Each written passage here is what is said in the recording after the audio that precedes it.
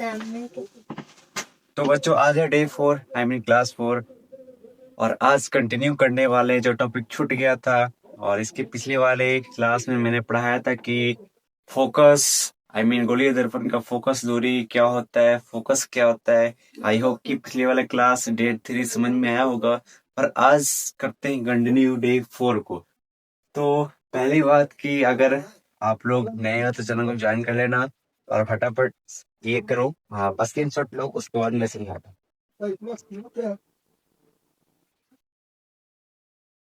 तो स्क्रीनशॉट ले लिए होंगे मुझे उम्मीद है। तो अब चलते हैं नेक्स्ट टॉपिक पे, जो कि गोलीय दर्पण के फोकस और फोकस दूरी के बाद आता है। गोलीय दर्पण की फोकस दूरी उसकी वक्रता त्रिज्या की क्या होती है, आधी। ये एक पॉइंट है कि गोलीय दर्पण क्या होती है, फोकस दूरी उसकी वक्रता त्रिज्या की क्या होती है, आधी। यानी फोकस दूरी जो होगा यानी क्या होगा, एफ। फोकस दूरी को किसे लिखते हैं, एफ। और वक्रता त्रिज्या को किसे लिखते हैं, सी से। क्या, सी से। सी से वक्रता त्रिज्या को लिखते हैं सी से, यानी वक्रता केंद्र। ठीक है, वक्रता केंद्र या फिर यहाँ से यहाँ क्या है, ये वाला त्रिज्या। ठीक है, यानी जो वक्रता त्रिज्या होती है वो क्या होती है, तो फोकस दूरी की दोगुनी होती है, या फिर बोल सकते हैं कि फोकस दूरी वक्रता त्रिज्या की आधी होती है। जैसे यहाँ पे है, मैंने एक दर्पण लिया, गोलीय दर्पण में एक दर्पण आता है, कौन सा दर्पण, अवतल, और उत्तल भी आता है। तो मैंने एक अवतल दर्पण लिया, अवतल दर्पण लिया, तो यहाँ से ये हो गया, क्या हो गया, ध्रुव यानी पी। ये हो गया वक्रता केंद्र हो गया। और यहाँ से यहाँ क्या एक प्रकार की त्रिज्या है, यहाँ से यहाँ क्या है, त्रिज्या है, क्योंकि सेंटर से लिया हुआ कहीं भी एक लाइन, मतलब सतह से, सतह और सेंटर के बीच की दूरी को क्या बोलते हैं, त्रिज्या।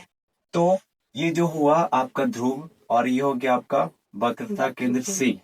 तो एक प्रकार का यहाँ से यहाँ त्रिज्या है, ये और यहाँ इतना दूरी क्या है, त्रिज्या। तो इसके बीच में आता है एफ यानी फोकस। तो ये हो गया एफ, जो है एफ R/2, आर हो गया, ये हो गया यहाँ से लेकर यहाँ तक, ये क्या हो गया, आर। आर को 2 से भागा देंगे तो क्या बन जाएगा, त्रिज्या। मान लीजिए कि आर कितना, 10 सेंटीमीटर, कितना, 10 सेंटीमीटर। तो एफ निकालना है, तो इससे क्या करेंगे, 2 से भागा देंगे तो कितना हो जाएगा, 5 सेंटीमीटर। यानी एफ कितना हो जाएगा, 5 सेंटीमीटर, यानी 5 सेंटीमीटर ये वाला और 5 सेंटीमीटर ये वाला, तो मिलकर क्या हो जाएगा, 10 सेंटीमीटर। यानी क्या होगा आपका कि जो फोकस दूरी जो होता है, फोकस दूरी जो होता है वक्रता त्रिज्या के आधी होती है, जिसको आप एक सिंबल में लिख सकते हैं इस तरह से, मतलब डिनोट करके कि F बराबर R/2। ठीक है, ऐसे संकेत से ऐसे लिख सकते हैं, F बराबर R/2। और इसको आगे प्रूव करेंगे कि F बराबर R/2 आता कैसे है, इसी फिगर से। मतलब इसमें और कुछ ऐसे खींचना पड़ेगा, आपतित किरण ये सब खींचना पड़ेगा, कोण आई आर ये सब बनाना पड़ेगा। उसके बाद प्रूफ होगा कि F बराबर R/2 कैसे आया।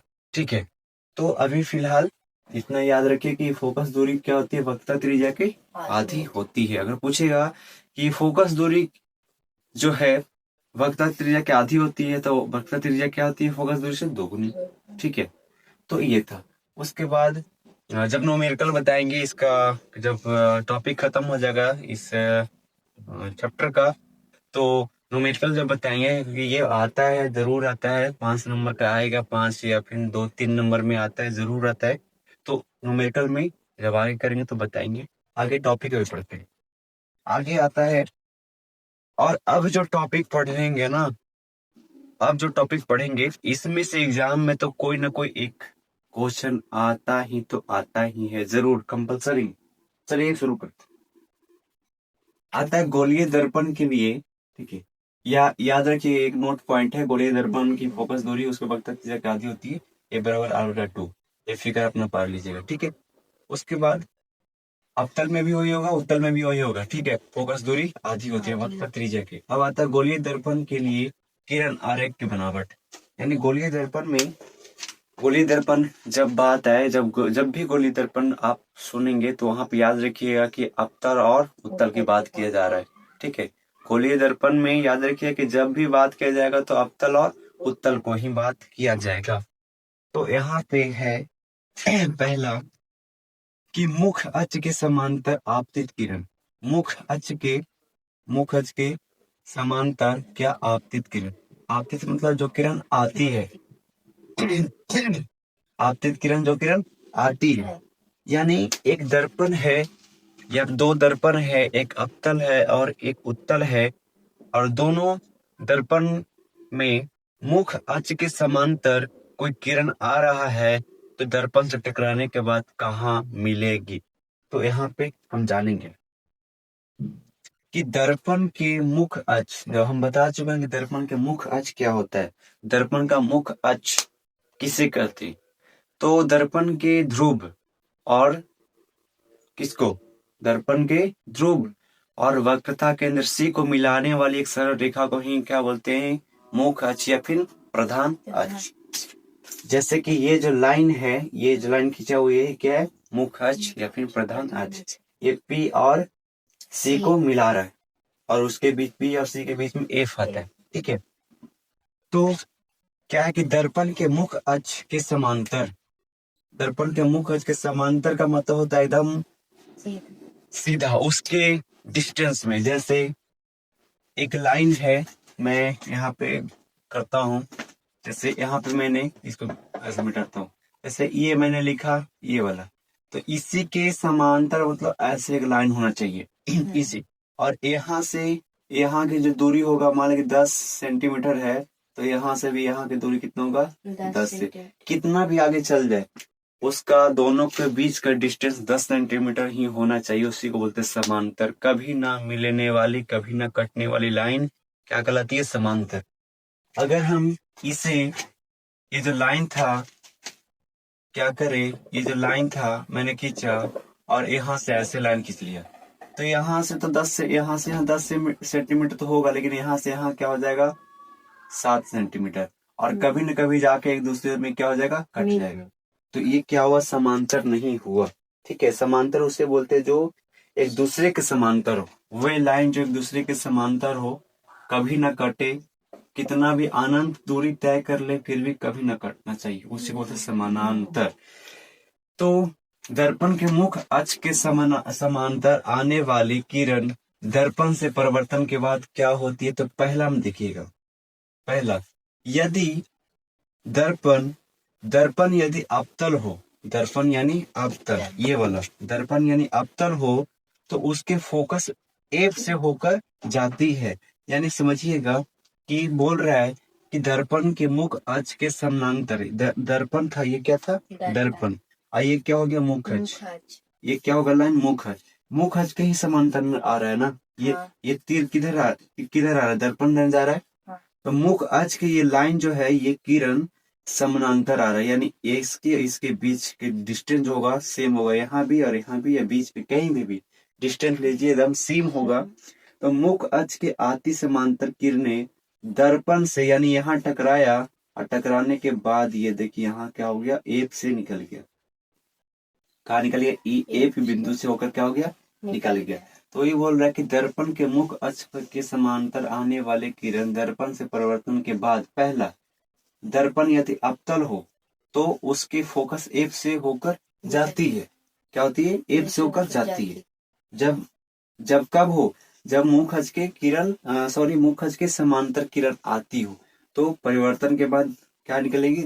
दर्पण के फोकस होकर चली जाएगी, किस में? अवतल में। उसके बाद सेकंड, दर्पण यदि उत्तल हो तो उसके फोकस एफ से आती हुई प्रतीत होती है। देखो क्या हो रही है? यहाँ से देखो आ रहा है, टूटी लाइन में क्या हो रहा है? आ रहा है। तो टूटी लाइन को आती हुई मतलब कि उसको दर्शाया जाता है। क्या टूटी लाइन से क्या करते हैं? दर्शाया जाता है। जैसे यहाँ पे क्या लिखा हुआ है? दर्पण यदि उत्तल हो तो उसके फोकस एफ, यानी एफ जो ये हुआ, एफ से आती हुई प्रतीत होती है। जैसे यहाँ पे क्या हो रहा है ना, dot dot dot dot dot dot करते करते यहाँ पे पहुंच गए, यानी आती हुई प्रतीत होती है। दोनों सेम है। अगर गोलीय दर्पण में यानी अवतल या फिर उत्तल में अगर मुख अक्ष के समांतर अगर कोई किरण आ रही है, तो दर्पण से परिवर्तन के बाद अवतल में मिलती हुई प्रतीत होगी, और उत्तल में क्या होगा? आती ही प्रतीत होगी, बस इतना ही अंतर है, बाकी डेफिनेशन दोनों का सेम है। तो ये था। उसके बाद आता है सेकंड। सेकंड में देखेंगे कि फोकस की दिशा में, किसकी दिशा में, फोकस की दिशा में आपतित किरण, यानी अगर कोई दर्पण है और डायरेक्ट फोकस से हम क्या करें, डायरेक्ट किस पे, फोकस से होकर दर्पण में टकरा रहा है, यानी कोई प्रकाश का किरण है जो कि दर्पण पे टकरा रहा है, कब, जब फोकस से होकर गुजर रहा है। तो बताओ दर्पण में टकराने के बाद वो कहाँ निकलेगी। अब सोचिए, मेरी बात समझिए, अपोजिट, अपोजिट। पहले का क्या था, मुख अक्ष के समानांतर आती किरण, मुख अक्ष के समानांतर किरण आ रही थी तो कहां से निकल रही थी, फोकस से। तब फोकस से आएगी तो समानांतर निकलेगी, किसके, मुख अक्ष। यहाँ से आ रही तो यहाँ निकलेगी, और यहाँ से जाएगी तो यहाँ निकलेगी। तो ये दोनों बात बराबर है, खाली बस उल्टा कर देना है। अगर फोकस की दिशा में आपतित होती है डायरेक्ट, जैसे यहाँ पे है कि डायरेक्ट यहाँ फोकस की दिशा में आ रही है, समानांतर निकल रही। ये था कि समानांतर आ रहा था, मुख के समानांतर आ रहा था, फोकस से निकल रहा था, और डायरेक्ट फोकस पे आएगा, समानांतर से निकले। बस थोड़ा सा कॉमन सेंस लगाना, दिमाग लगाना, बाकी आपका माइंड में सेट हो जाएगा, याद हो जाएगा। ठीक है, समझ में आ रहा ना। पहला में क्या था, मुख अक्ष के समांतर आपतित किरण, जब मुख अक्ष के समांतर आपतित किरण होती है यानी आती है तो फोकस से निकलती है। अगर फोकस पर डायरेक्ट फोकस करेंगे तो दर्पण से परिवर्तन के बाद मुख अक्ष के समांतर निकले, जैसे कि यहाँ पे देख रहे हैं। डायरेक्ट मैंने फोकस पे ऐसे किया, फोकस किया और यहाँ पे टकराया और ये मुख अक्ष के समांतर निकल गया, दोनों में। यहाँ डायरेक्ट फोकस किया, मुख अक्ष के समांतर निकल गया। तो यहाँ पे याद करने में बहुत ही आसानी है, बस थोड़ा सा कॉमन सेंस लगाएंगे तो यहाँ पे क्या है कि फोकस की दिशा में आपतित किरण। तो इसके एक बार देखते हैं कि जब कोई किरण दर्पण की फोकस एफ की दिशा में आपतित होती है, वह परिवर्तन के बाद दर्पण के मुख अक्ष या फिर प्रधान अक्ष के समांतर निकलती है या फिर निकल जाती है। जैसे हम यहाँ पे देख सकते हैं, अवतल दर्पण में मैंने डायरेक्ट कहाँ किया, फोकस पे क्या किया, यहाँ से किरण आया, डायरेक्ट कहाँ गया, फोकस से होती हुई दर्पण से टकराया और देखो यहाँ से निकल गया। क्या निकल गया, किसके समांतर, तो मुख अक्ष के समांतर या फिर प्रधान अक्ष के समांतर। यहाँ भी आप उत्तल में क्या किए, यहाँ पे क्या किए, फोकस पे डायरेक्ट क्या किए, ऐसे किए, और यहाँ से क्या हो गया, किसके दिशा कौन सा दिशा में निकला, चला गया रिटर्न, और किसके समांतर, तो मुख अक्ष के समांतर। तो ये दोनों बहुत इजी था। अगर पूछेगा कि अवतल दर्पण में या फिर उत्तल दर्पण में, या फिर दोनों को ना बोल के बोले गोलीय दर्पण में, बात समझ में रहना, अवतल दर्पण में ना बोलकर उत्तल दर्पण में ना बोलकर बोलेगा गोलीय दर्पण में। जब किरण मुख अक्ष के समानांतर आती है तो दर्पण से परिवर्तन के बाद किस दिशा में निकलती है, कहाँ से निकलती है, कहाँ से टकराती है। तो बोलेंगे कि अवतल या फिर उत्तल, अगर दे रहा तो ठीक है, अगर नहीं दे रहा तो बोलेंगे गोलीय दर्पण में जब मुख अक्ष के समानांतर कोई किरण आती है तो दर्पण से परिवर्तन के बाद फोकस से होकर निकल जाती है। अगर उत्तल में पूछ रहा है तो आती हुई फोकस से आती प्रतीत होती, फोकस से निकलती हुई प्रतीत होती है, और अवतल में पूछेगा तो फोकस से निकलती है। समझ रहे हैं, यहाँ पे बस अंतर क्या है, दर्पण के मुख अक्ष के समानांतर आने वाले किरण दर्पण से परिवर्तन के बाद या दर्पण यदि अवतल हो तो उसके फोकस एप से होकर जाती है, दर्पण यदि उत्तल हो तो उसके फोकस एप से आती प्रतीत होती है।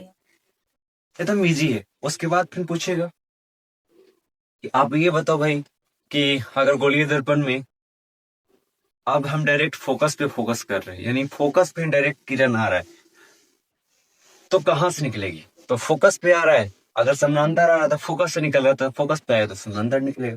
बात क्लियर है, ठीक है। एक बात हमेशा याद रखिए, गोलीय दर्पण में हमेशा अवतल और उत्तल की बात किया जाएगा, ठीक है। आपसे एग्जाम में पर्सनली अवतल से पूछ सकता है कि अवतल दर्पण पूछ सकता है, उत्तल दर्पण से पूछ सकता है। अगर ना पूछे बोले गोलीय दर्पण पूछेगा तो दोनों ऐड कर देंगे। समझ रहे हैं, आप ये भी हो गया। अब आते हैं वक्रता केंद्र सी की दिशा में आपतित किरण। आप किस में हो रहा है, वक्रता केंद्र किसको, सी को, वक्रता केंद्र यानी सी की दिशा में आपतित किरण का मतलब किरण आ रही है। वक्रता केंद्र सी की दिशा में जब आ रही है तो दर्पण से टकराएगी, तो टकराने के बाद किधर निकलेगी, तो यहाँ पे पढ़ते हैं कि वक्रता त्रिज्या दर्पण पर स्थित किसी बिंदु पर अभिलंब होती है। यानी वक्रता त्रिज्या जो है दर्पण पर स्थित किसी बिंदु पर अभिलंब होती है। सही बात है। जैसे मैं बताता हूँ कि ये जो है मैंने ये पारा एक मिरर पारा, तो यहाँ से मैंने क्या किया, एक त्रिज्या लिया, यहाँ से ये सेंटर है, और यहाँ से क्या किया, इस जो टूटी हुई जो है खोखले गोले का ये भाग है, तो यहाँ पे क्या किया मैंने, यहाँ से लिया और ये क्या हो गया, एक बार क्या हुआ, त्रिज्या। तो ही बोल रहा है कि वक्रता त्रिज्या दर्पण पर स्थित, यानी दर्पण पर स्थित ये बिंदु, दर्पण पर स्थित किसी बिंदु पर अभिलंब होता है। चाहे यहाँ से इधर ले ले, इधर ले ले, इधर ले ले, होगा तो क्या होगा, अभिलंब ही होगा। क्या होगा, अभिलंब ही होगा। तो यहाँ पे क्या बोल रहा है कि वक्रता त्रिज्या दर्पण पर स्थित किसी बिंदु पर अभिलंब होती है। जैसे मैं फिर से इसको थोड़ा सा समझाता हूँ, इसको हम मिटाना चाहेंगे।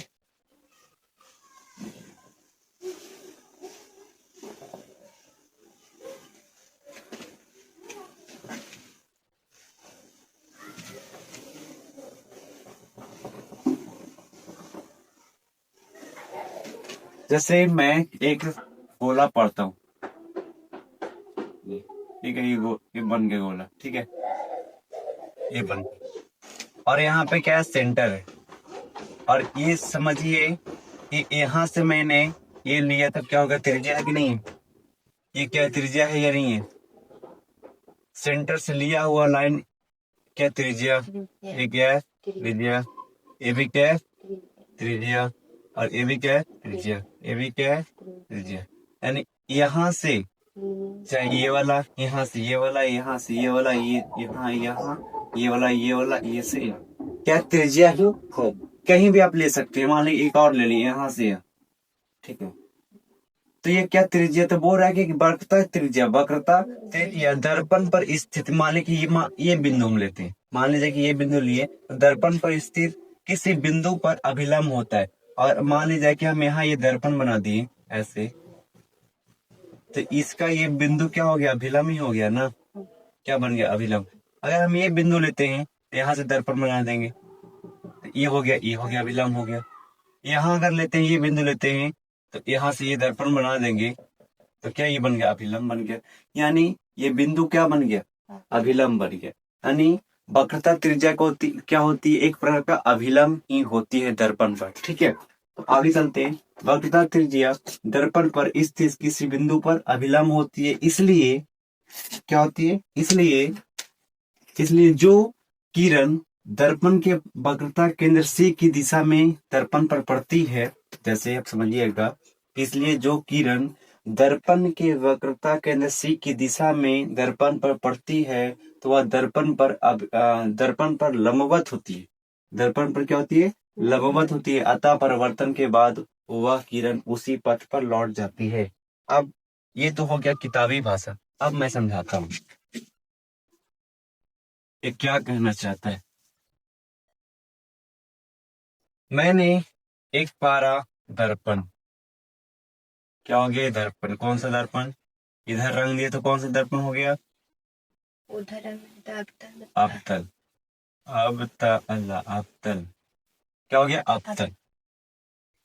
सीधा सी बात है भैया, बोल रहा है कि ये जो है क्या हो गया, सेंटर, क्या हो गया, सेंटर, जिसको बोलते हैं सी, ठीक है, और ये हो गया, मान लीजिए कि क्या हो गया, पी, क्या हो गया, पी, और सी और पी को जो रेखा मिलाती है उसी को क्या बोलते हैं, मुख्य अक्ष या फिर प्रधान अक्ष। और यहाँ से जो मैंने यहाँ लिया, ये एक प्रकार का त्रिज्या ही है, क्या है, मुख्य अक्ष, यानी मिलाने वाला रेखा एक प्रकार का त्रिज्या ही होता है। यानी सेंटर से और पी को मिलाते हैं, वो रेखा को प्रधान अक्ष या फिर मुख्य अक्ष कहते हैं, और एक प्रकार का त्रिज्या ही होता है। और ये त्रिज्या इस दर्पण पर लंबवत है, क्या है, लंबवत, क्या है, लंबवत, डाला गया, ऐसे डाला गया लंब को ही लंबवत कहते हैं। इस लंब जो है यहाँ से यहाँ डाले, क्या बन गया, दर्पण पर लंबवत। अब क्या बोल रहा है कि सीधा सी बात है, इस पे ध्यान मत दीजिए, इसको जब याद करिएगा तो किताबी भाषा में अपना एग्जाम में लिखिएगा। यहाँ पे समझिएगा क्या बोल रहे हैं कि वक्रता केंद्र सी की दिशा में आपतित किरण। मैं लाइन को थोड़ा सा और आगे बढ़ा देता हूँ तो बढ़िया रहेगा। ठीक है, ये क्या सी आपने बना दिया अवतल दर्पण, और सी और पी को मिलाने वाली रेखा को मुख्य क्षेत्र प्रधान अक्ष कहते हैं। और सी और पी जो रेखा मिली है एक प्रकार का त्रिज्या है, और ये त्रिज्या दर्पण पर लंबवत है। समझ में आ रहा है? इतना तो समझ में आ रहा है। उसके बाद आगे चलते हैं, क्या बोल रहा है कि वक्रता केंद्र सी की दिशा में आपतित किरण, यानी कहाँ पे किरण आपतित हो रही है, यहीं से। कहा यानी यहाँ पे बना रहा, यानी सी से ही आपतित हो रही है। जैसे एफ से था, यहाँ क्या था, बीच में हो जाता एफ, इस दोनों के एकदम बराबर में सेंटर में क्या होता था, एफ। ठीक है, जब यहाँ से आपतित हो रहा था तो कहाँ निकल रहा था, इस मुखज के समांतर, यानी फोकस पे आ रहा था तो मुखज के समांतर हो रहा निकल रहा था। और मुख ऐसे, अगर मुख अक्ष के समांतर आ रहा था तो फोकस होकर निकल रहा था। समझ में रहा ना, मुखज के समांतर आ रहा था, फोकस से निकल रहा था, और फोकस पे किए तो मुखज के समांतर निकल रहा था। तो उसी प्रकार कहाँ से फोकस हो रहा है, अब फोकस से नहीं परंतु कहाँ से हो रहा है, वक्रता केंद्र सी से फोकस हो रहा है। वक्रता केंद्र सी से। अब देखिएगा, वक्रता केंद्र सी से जो होगा फोकस, तो वो कैसे निकलेगा, बहुत ही इजी है। तो यहां से देखिए, तो वक्रता केंद्र सी से यहाँ पे मैं फोकस कर रहा हूं, तो यहाँ पे गया, कहाँ गया, दर्पण पे। ये चिन्ह किसका है, आती हुई प्रकाश का। ये चिन्ह है आती हुई प्रकाश का, यहाँ पे टकराया, और टकराने के बाद एकदम सीधा इसी पे निकल जाएगी, इसमें एकदम एकदम वक्रता केंद्र सी पर ही से ही निकलेगी, एकदम न इधर न उधर। तो यही बोल रहा है कि वक्रता केंद्र, यही बोल रहा है आपका कि वक्रता केंद्र सी की दिशा में आपतित किरण जब आती है तो दर्पण से परिवर्तन के बाद किधर निकलती है, किस साइड निकलती है। तो वक्रता त्रिज्या दर्पण पर स्थित दर्पण पर स्थित किसी बिंदु पर अभिलंब होती है। किसी बिंदु पर तो अभिलंब है, किसी बिंदु पर तो अभिलंब है ही ना।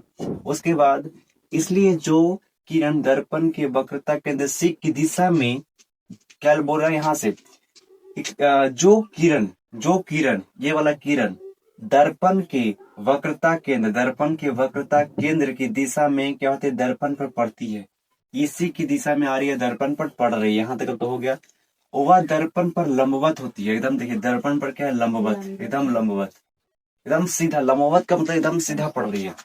जब सीधा पड़ रही है, लंबवत होती है, तो इसका परिणाम क्या होगा, अतः परिवर्तन के बाद वह किरण उसी पथ पर, यानी जिस रास्ता से आया था, पथ मतलब रास्ता, जिस रास्ता से आया था उसी रास्ता पे चल जाएगा। कौन रास्ता से आया था, तो सी से आया था, सी से निकल जाएगा। यही बात हुई, सी से आएगा, सी से निकल जाएगी।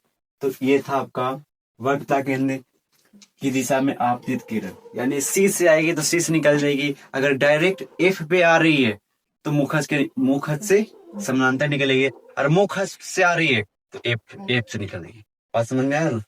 और सी से आ रही है तो सी पर निकलेगी। अब बात आती है लास्ट में, बच जाता है ध्रुव की दिशा में आपतित किरण। ध्रुव का मतलब समझिएगा, ध्रुव मतलब ये, हाँ, कहाँ, यहाँ। अगर कोई किरण है, आप इसको मिटा दे रहे, ठीक है। अब नेक्स्ट टॉपिक पर चलते हैं। जैसे यहाँ तो था कि सी से आ रहा था, तो यहाँ पे क्या, एफ, बीच में एफ, ये सी आई पी, समझ रहे हो ना। सी पे आ रहा था, सी से निकल रहा है। एफ पे आ रहा था तो इसके मुखज के समानांतर निकल रहा था, मुखज के समानांतर निकल रहा था, मुखज के समानांतर आ रहा था तो एफ से निकल रहा था। अब क्या होगा कि डायरेक्ट कहाँ आएगा, यहाँ पे डायरेक्ट कहाँ आएगा, पी पर, यानी ध्रुव पे आएगा। जब ध्रुव पर आएगा तो इधर निकल जाएगा। अगर ये आ रहा है और ये आई डिग्री बना रहा है, कौन बना रहा है, आई, तो ये निकल जाएगी आर बना के। क्या बना के निकल जाएगी, आर। यानी डायरेक्ट किस पे आ रहा है, पी पर, यानी ध्रुव पर आ रहा है, तो ध्रुव से क्या निकल जाएगी। लेकिन यहाँ पे बस लिखना होगा कि आपकी किरण अगर आई डिग्री बनाकर निकलती है, आई डिग्री बनाती है, तो दर्पण से परिवर्तन के बाद आर डिग्री बनाकर निकल जाएगी। समझ में रहा ना, बस इतना ही था। तो क्या था यहाँ पे, सीधा सी बात है कि जैसे पी पर आ रहा था तो पी से ही निकल जाएगा, बस डिफरेंट ये कि आई बना रहा तो आर ये बनाएगा, ये आर बना रहा तो ये आई बनाएगा। समझ में रहा ना। तो यहाँ पे देखेंगे कि ध्रुव की दिशा में आपतित किरण, आपतित मतलब ध्रुव पे ही किरण आ रहा है तो क्या होगा, ध्रुव पी, ध्रुव को किसे लिखते हैं, पी से, यानी ध्रुव पी पर प्रधान अक्ष, ध्रुव पी पर क्या है, प्रधान अक्ष, ध्रुव पी पर क्या, ये क्या है, प्रधान अक्ष है ना, ठीक है, प्रधान अक्ष दर्पण पर अभिलंब है, यानी ये जो दर्पण पर क्या है, ये अभिलंब है ना, अभी मैंने बताया ना, प्रधान अक्ष क्या है, दर्पण पर अभिलंब, अभिलंब का मतलब एकदम लंबवत है, ठीक है, क्या है, लंबवत, तब सीधा हो रहा है। ध्रुव पी पर प्रधान अक्ष दर्पण पर अभिलंब है, यदि कोई किरण दर्पण पर ध्रुव की दिशा में, यदि कोई दर्पण पर ध्रुव की दिशा में, जैसे यहाँ पे आ रहा है ध्रुव की दिशा, ये क्या था, दर्पण कौन सा, अवतल दर्पण, और क्या आ रहा है, ध्रुव की दिशा में, यानी यहाँ पे टकराया, हो रहा है कि दर्पण पर ध्रुव की दिशा में मुख अक्ष से आई कोण बनाती है, मुख अक्ष से, यानी मुख अक्ष से क्या बनाई है, बनाई ना, ये आया, और ये मुख अक्ष से क्या बनाई, आई कोण। तो परिवर्तन के नियम को क्या करेगा, फॉलो करेगा, मुख अक्ष से आई कोण बनाती है, तो आप सॉरी बनाती हुई आती है, आपतित होती है, यानी मुख अक्ष से आती हुई किरण क्या बनाती है, आई कोण, यानी आई डिग्री या फिर आई कोण, ठीक है, बनाती है, सॉरी डिग्री नहीं, कोण, ठीक है, कोण बनाती है। तो परिवर्तन के नियम के अनुसार आर, सॉरी परिवर्तन के नियम के अनुसार कोण आर बनाती हुई निकलेगी, यानी ये जो था दर्पण था, ये था मुखस था, मुखस दर्पण पर लंबवत है, और जब कोई किरण आ रही है तो कहाँ टकरा रही है, ध्रुव पे, और ध्रुव और इस मुख अक्ष के बीच कौन सा कोण बन रहा है, आई कोण। तो निकलेगी कैसे, परिवर्तन के नियम के अनुसार फॉलो करते करते क्या निकलेगी, आर कोण बनाएगी और निकल जाएगी, क्या हो जाएगी, आर कोण बनाकर निकल जाएगी, यानी हो जाएगा आई बराबर आर, यानी कोण आई बराबर कोण आर, यानी एकदम बराबर, जितना डिग्री ये बनेगा जितना डिग्री ये बनेगा। समझ रहा ना, यानी अगर आई बना रहा है 45 डिग्री तो आर भी क्या हुआ, 45 डिग्री बनाकर निकल जाएगी। समझ में रहा ना, यानी दोनों बराबर, आई बराबर आर। तो समझ में आया ना कि ध्रुव की दिशा में अगर कोई किरण आपतित हो रही है तो ध्रुव से ही निकल जाएगी, लेकिन अपोजिट, अपोजिट मतलब उल्टा, अगर ऊपर से आ रही है तो नीचे निकल जाएगी, नीचे से आ रही है तो ऊपर निकल जाएगी, और आई बराबर हमेशा आर होता है, ठीक है। ये तो ये आप फिगर पार सकते हैं, ऐसे फिगर मैं पार देता हूँ, ठीक है, बढ़िया से इसको ढक कर।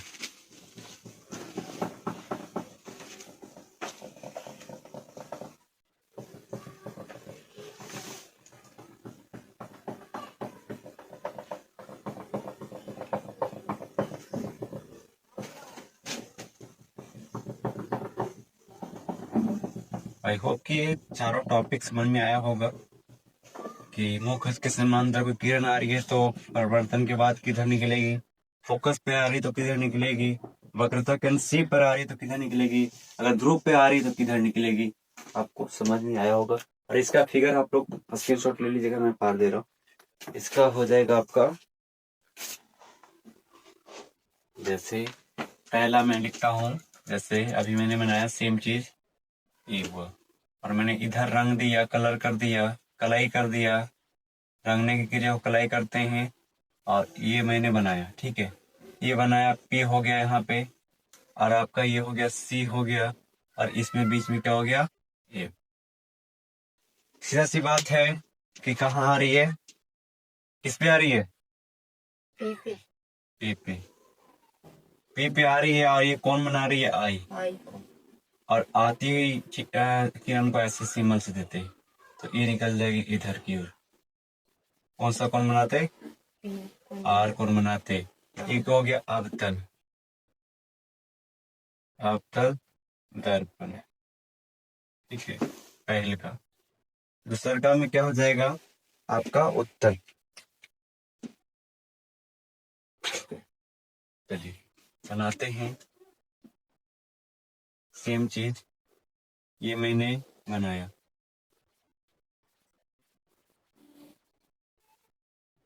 इधर दिया पारूंगा तो उधर कैसे बनेगा, इसको उल्टा कर देते। मैंने बनाया ऐसे, और इधर क्या किया, रंग दिया, कलाई कर दिया। और ये हो गया मुखच, ये हो गया पी।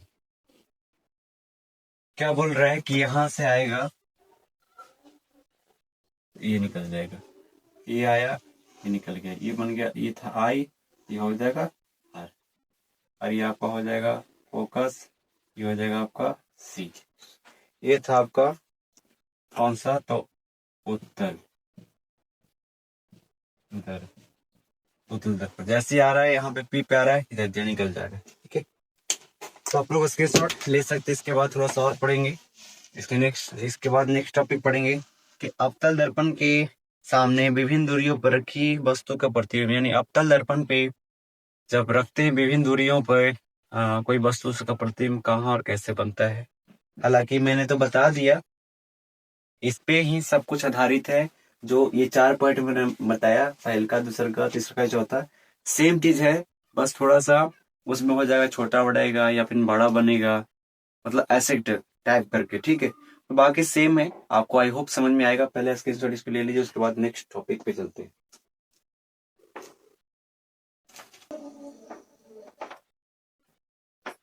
तो प्यारे स्टूडेंट, अब देखेंगे इसको नेक्स्ट टॉपिक। इसके पिछले वाले टॉपिक आए हो समझ में आया होगा, और अभी आगे चलने वाले हैं। और एक चीज छूट गया था उसमें, जो कि उसमें स्पेस नहीं था, तो अभी मैं लिख दिया हूं कि कहा गया आपतन तल किसे कहते हैं। आप पहले इसको स्क्रीनशॉट लेना चाहते हैं तो स्क्रीनशॉट फटाफट ले लीजिए। ठीक है, देखिए आपतन तल क्या होता है, तो आपतन तल क्या होता है या फिर आपतन सतह, तो परावर्तित किरण और आपतन किरण और आपतन बिंदु पर अभिलंब एक तल में होता है, जिसे आपतन तल कहते हैं। यानी आपतित किरण और परावर्तित किरण और क्या, आपतन बिंदु एक ही तल में होता है, उसको बोलते हैं आपतन तल। ठीक है, या फिर आपतन सतह, समझ में रहा ना ये चीज। अब आगे आता है टॉपिक कि अवतल दर्पण के सामने विभिन्न दूरियों पर रखी वस्तु की प्रतिबिंब कैसे, कहाँ और किस तरह से बनता है। तो हम यहाँ पे पहला देखते हैं, पहला में कि जब वस्तु अवतल दर्पण के फोकस यानी एफ और ध्रुव के बीच, यानी एफ और पी के बीच स्थित हो, यानी रखा जाए। जैसे यहाँ पे एफ यहाँ पे फोकस और ध्रुव पी के बीच में यहाँ पे रखा हुआ A B.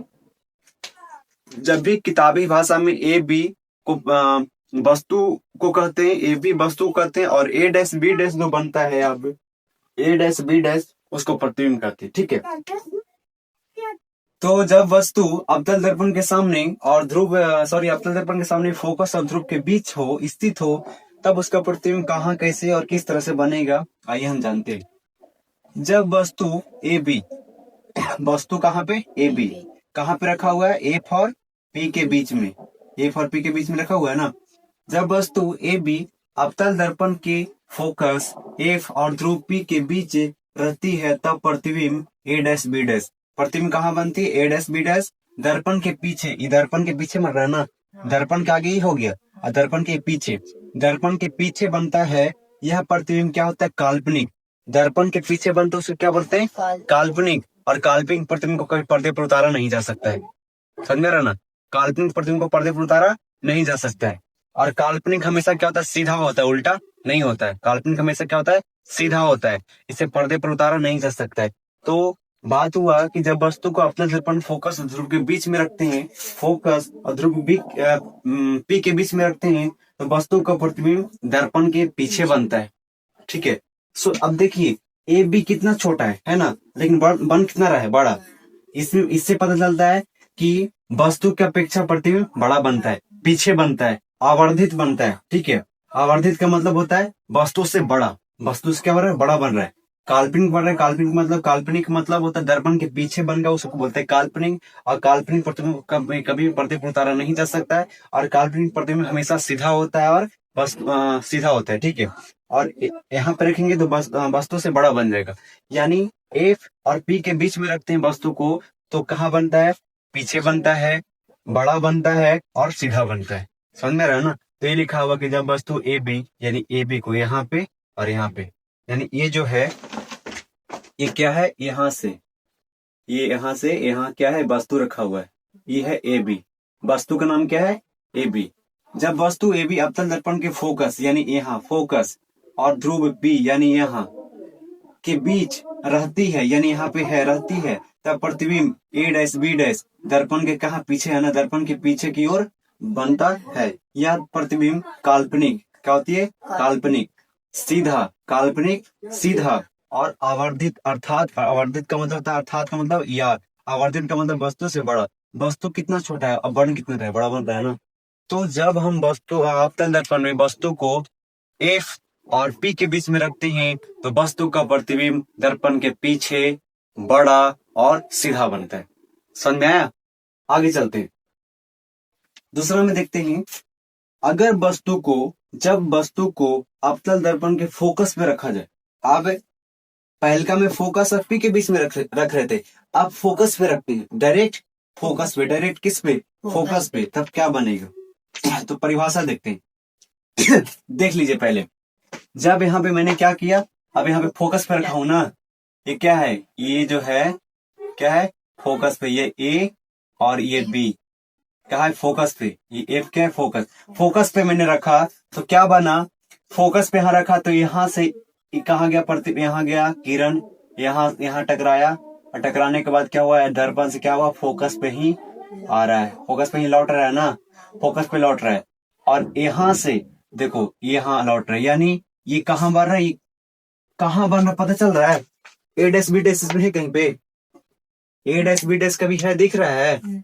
A dash B dash दिख रहा है, यानी कहाँ बनेगा पता नहीं, यानी अनंत, इसको क्या बोलते हैं, अनंत पे बनेगा। जैसे यहाँ पे लिखा हुआ है, क्या लिखा हुआ है, जब वस्तु ए बी अवतल दर्पण के फोकस पर रहती है, तब प्रतिबिंब अनंत पर बनता है। अनंत का मतलब कहूँ ए डैश बी डैश दिखाई दे रहा है, जैसे इसमें ए डैश बी डैश दिखा रहा था ना, जाके कट गया, क्या हुआ, कट गया। देखो ये दोनों कितना भी गैप है, कहाँ जाएगा, इधर पूरा आ जाएगा, इधर से पूरा एकदम, मतलब जो दूर चला जाए उसे क्या बोलते हैं, अनंत। यानी ये सी है ना, सी से बाहर चला जाए उसको क्या बोलते हैं, अनंत। सी से बाहर जा रहा है ना पूरा, ये सी से क्या जा रहा है, बहुत बाहर जा रहा है, यानी कहाँ पे ये कटेगा पता नहीं चलेगा, इसको क्या बोलते हैं, अनंत पर बनता है। यानी वस्तु को, यानी अवतल दर्पण में वस्तु को एक पे रखते हैं तो क्या बनता है, अनंत पर बनता है, और अनंत पर बनता है तो कहाँ बनेगा पता है, यानी वस्तु से बहुत बड़ा बनेगा, वस्तु से बहुत ही बड़ा बनेगा, क्या बनेगा, उल्टा बनेगा, और दर्पण के उसी साइड बनेगा, इसी साइड में बन रहा है, ये कहा था, इधर था, लेकिन ये इधर था। यहाँ पे देखेंगे क्या बोल रहा है कि जब वस्तु ए बी अवतल दर्पण के फोकस एफ पर रहती है, तब प्रतिबिंब अनंत पर, अनंत का मतलब बहुत दूर पर बनता है, और यह प्रतिबिंब कैसा था, वास्तविक बनता है। वास्तविक प्रतिबिंब को पर्दे पर उतारा जा सकता है। वास्तविक जब बनेगा तो वास्तविक बनता है, हमें वास्तविक जब प्रतिबिंब बनेगा तो उसमें हमेशा प्रतिबिंब कैसा बनता है, उल्टा, और काल्पनिक बनेगा तो उसमें हमेशा सीधा। और काल्पनिक को कभी पर्दे पर उतारा नहीं जा सकता, लेकिन वास्तविक को उतारा जा सकता है। तो कैसा बनेगा प्रतिबिंब, वास्तविक उल्टा, और वस्तु से आवर्धित, यानी अर्थात बहुत ही बड़ा होता है, बहुत ही बड़ा होता है। यानी एफ पे रखेंगे तो सबसे बड़ा एफ पर बनता है। पर अगर पूछा जाएगा कि अवतल दर्पण में कौन सा ऐसा स्थान है, कौन सा ऐसा पद है जहाँ पे वस्तु को रखने पर वस्तु का आकार सबसे बहुत बड़ा बनता है, कहाँ पे, फोकस पे, कहाँ पे, फोकस पे, और अनंत पर उसी में बनता है। फोकस पे रखते हैं तो अनंत में बनता है, और बहुत बड़ा ही बनता है, और क्या बनता है, उल्टा बनता है, और दर्पण के साइड ही बनता है, यानी इधर है तो इधर ही बनेगा। समझ में आ रहा ना, ये था दूसरा। अब चलते तीसरा। समझ में आ रही है बात, आप सबको समझ में आ रहा है, तो ठीक है, चलते हैं नेक्स्ट ऐसे टॉपिक पे। तो अब क्या होता है टॉपिक नहीं नेक्स्ट ऐसे सवाल, अब पूछेगा सवाल ये है कि जब वस्तु अवतल दर्पण के वक्रता केंद्र C और फोकस के बीच रखा जाए, यानी पहलका में क्या था, F और P के बीच में, दूसरका में F के बीच में, तीसरका में पूछेगा कहाँ पे पूछेगा, क्या पूछ रहा है बोले, वक्रता केंद्र C और फोकस के बीच में, यानी यहाँ और यहाँ के बीच में। पहलका में था यहाँ के बीच में, दूसरका में फोकस पे था, तीसरका में इसके बीच में, समझ रहा ना, इसके बीच में। तो C और F के बीच में रखते हैं, तो आप गौर देखिए C और F के बीच में रखा हुआ है, तो वस्तु कितना छोटा है कि नहीं, वस्तु कितना छोटा है, ए बी कितना छोटा है, लेकिन बन कितना रहा है, बड़ा बन रहा है ना, ए डैश बी डैश बन रहा है ना, ए डैश बी डैश बन रहा है, कहाँ बन रहा है, अनंत और C के बीच में, C और अनंत के बीच में बन रहा है ना। लेकिन ई कहाँ ई बन रहा था, केकरो पता है, ये खाली इसमें बोलेंगे अनंत पे बन रहा है, लेकिन इसमें C और अनंत के बीच में बन रहा है, वस्तु से बहुत ही बड़ा बन रहा है, उल्टा बन रहा है, वस्तु इधर रखा हुआ इधर बन रहा है, तो उल्टा है ना, उल्टा बन रहा है। देखो लेकिन इसमें क्या था, वस्तु जैसे जैसे इधर था ऊपर की ओर ऊपर की ओर, लेकिन नीचे की ओर है, वस्तु के उल्टा बनता है, बड़ा बहुत ही नहीं बड़ा, खाली क्या बोलेंगे, बड़ा बनता है, क्या बोलते हैं, बड़ा बनता है, उल्टा बनता है, और वस्तु से बड़ा बनता है, उल्टा बनता है, और दर्पण के जिस साइड रखा है उसी साइड बनता है, जैसे इधर रखा हो तो इधर बन रहा है, हालांकि खाली उल्टा बन रहा है, समझ रहे हैं। तो इसको क्या पढ़ेंगे किताबी भाषा में, जब वस्तु अवतल दर्पण के वक्रता केंद्र C और फोकस के बीच बीच हो या फिर बीच है, तो क्या होता है, जब वस्तु ए बी है ना, जब वस्तु ए बी अवतल दर्पण के वक्रता केंद्र C और फोकस F के बीच में, C और F के बीच में रहती है, तब प्रतिबिंब कहाँ, ए डैश बी डैश, तब प्रतिबिंब कहाँ, ए डैश बी डैश, कहाँ, वक्रता केंद्र C और अनंत के बीच में, क्या बोले, C और अनंत के बीच। C के बाद जितना इधर जाओगे उसको क्या बोलते हैं, अनंत, C के बाद जितना इधर आ जाए क्या बोलेंगे, अनंत, तो C और अनंत के बीच में बन रहा है, समझ रहे ना, C और अनंत के बीच में बन रहा है, कैसा बन रहा है, तो यह प्रतिबिंब वास्तविक बन रहा है, क्या बन रहा है, वास्तविक। दर्पण के इधर बनेगा तो सब प्रतिबिंब कैसा होगा, वास्तविक होगा। अब वास्तविक जब बनता है तो बस प्रतिबिंब उल्टा ही बनता है। अब वास्तविक प्रतिबिंब को पर्दे पर उतारा जा सकता है, लेकिन काल्पनिक को नहीं। काल्पनिक का मतलब दर्पण के पीछे बन रहा है, काल्पनिक का मतलब दर्पण के पीछे और सीधा पर्दे पर उतारा नहीं जा सकता, लेकिन वास्तविक में दर्पण के सामने उल्टा, ठीक है, क्या बन रहा है, यह प्रतिबिंब अनंत के बीच, यह प्रतिबिंब वास्तविक, उल्टा और आवर्धित, अर्थात वस्तु से बड़ा होता है, वस्तु से बड़ा होता है कि नहीं। यानी कि ए बी कितना था, लेकिन ए डैश बी डैश कितना बढ़ रहा है, बहुत बड़ा। तो ये था 3। इसके बाद नेक्स्ट पढ़ेंगे उसके आगे। तो आई होप की क्लास आज यहीं तक रखते हैं। नेक्स्ट पढ़ेंगे कि जब वस्तु अवतल दर्पण के वक्रता केंद्र C पर रखते हैं, आप क्या रखेंगे, खाली C पर रखेंगे। पहलका में क्या देखे, F और P के बीच में, दूसरका में F के बीच में, तीसरका में C और F के बीच में, आप चौथा में खाली C पर रखेंगे, पांचवा में C और इसके बीच में रखेंगे, समझ रहा ना, छठा में डायरेक्ट P पर रखेंगे, छठा में, समझ रहा ना, इस तरीके से। तो आई होप कि ये क्लास समझ में आया होगा, और समझ में आया होगा तो एक लाइक मार दीजिएगा, और नेक्स्ट क्लास के लिए आप वेट करेंगे। और इस तरीके से ये था आज का क्लास, आई होप कि समझ में आया होगा। मैं फिर से एक बार रिपीट करता हूँ, अगर मैं पूछता हूँ कि अगर F और P के बीच में रख रहे हैं तो प्रतिबिंब कहाँ बनेगा, दर्पण के पीछे, बड़ा बन रहा है ना, बड़ा बनेगा। पीछे बनेगा तो उसको आवर्तित बोलते हैं, यानी आवर्तित, हाँ आवर्तित मतलब बड़ा। और जब पीछे बनता है उसको काल्पनिक बोलते हैं। काल्पनिक बनेगा तो काल्पनिक के साथ हमेशा सीधा आता है, क्या आता है, सीधा। काल्पनिक के साथ हमेशा सीधा आता है, और काल्पनिक को हमेशा पर्दे पर उतारा नहीं जा सकता है, और आवर्धित यानी वस्तु से बड़ा बनता है, बड़ा बन रहा है, पहली बात। दूसरा, फोकस पे रख रहे हैं। जब फोकस पे रख रहे हैं तो क्या बनेगा, दर्पण के उसी साइड बनेगा जिस साइड रखा हुआ है, लेकिन उल्टा बनेगा, और वस्तु से बहुत ही बड़ा कहाँ बनेगा, अनंत पर बनेगा। और अनंत पे रखेंगे तो फोकस पे रखेंगे तो अनंत पे, उल्टा, समझ में रहा ना। अनंत पे रखेंगे तो फोकस पे रखेंगे तो अनंत पे, समझ में रहा ना ये चीज। उसके बाद आपकी था C और F के बीच में, C और F के बीच में रखेंगे तो कहाँ बनेगा, C और अनंत के बीच में, और C और अनंत के बीच में रखेंगे तो C और F के बीच में बनेगा। उल्टा बन रहा है, एकदम उल्टा बन रहा है। C और F के बीच में रख रहे हैं तो अनंत, C और अनंत के बीच में, और अनंत और C के बीच में रखेंगे तो C और F के बीच में। यानी यहाँ वाला यहाँ में, यहाँ वाला यहाँ में, समझ रहे हैं वस्तु से। लेकिन यहाँ पे ध्यान दीजिएगा, अगला पढ़ेंगे सी, अभी पढ़ रहे हैं सी और एफ के बीच में रख रहे हैं, तो वस्तु बहुत ही छोटा है लेकिन बन रहा है बड़ा, बन रहा है बड़ा, ठीक है। अनंत और सी के बीच में बन रहा है, लेकिन अब की रखेंगे अनंत और सी के बीच में रखेंगे तो वस्तु बड़ा होगा लेकिन बनेगा छोटा, यानी एकदम डिट्टू उल्टा हो जाएगा। क्या हो जाएगा? एकदम सेम टू सेम उल्टा हो जाएगा इसका। तो इसके बाद 3 और है, अब तल दर्पण में 3 और पढ़ना है। 3 स्थिति, मतलब कहाँ कहाँ रखने से क्या क्या होता है, जो कि मैंने अभी बताया, समझाया, कल की क्लास में देखने वाले हैं। आई होप की क्लास अच्छा लगा होगा। तो फिर मिलते हैं, और नया तो चैनल सब्सक्राइब कर लेना और अपने दोस्तों को जरूर साथ शेयर करना, ताकि हर एक अपडेट, हर एक पॉइंट ना छूटे।